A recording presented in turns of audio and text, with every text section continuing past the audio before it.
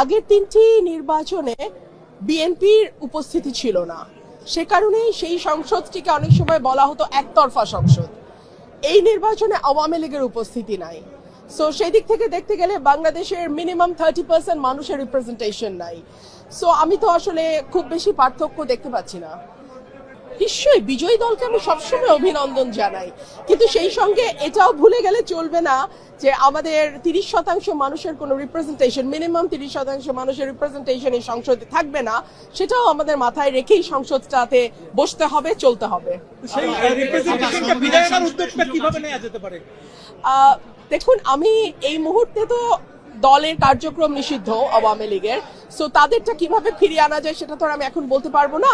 তাদের নির্বাচনে অংশ নেওয়ার সুযোগ যদি দেয়া হতো তাহলে দেখা যেত মানুষের ভোটেই যদি তাদের প্রত্যাখ্যানের ব্যাপার থাকতো, মানুষ তার ভোটের মাধ্যমে জবাব দিত।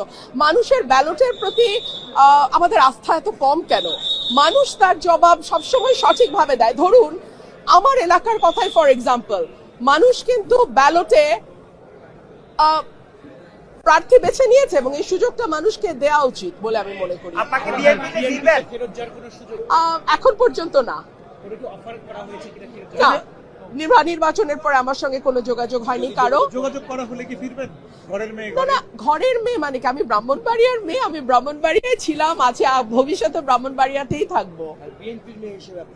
আমি বিএনপির মেয়ে বলে কিছু নাই। আপনারা কেন যদি সবকিছুর মধ্যে আবেগকে গুলিয়ে ফেলতে পছন্দ করেন?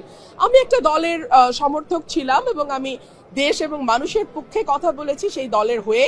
তারপরে আমাদের মধ্যে মতের মিল হয়নি, আমি সরে গেছি। এখানে আসলে আবেগকে নিয়ে আসবার কিছু আছে বলে আমার মনে হয় না।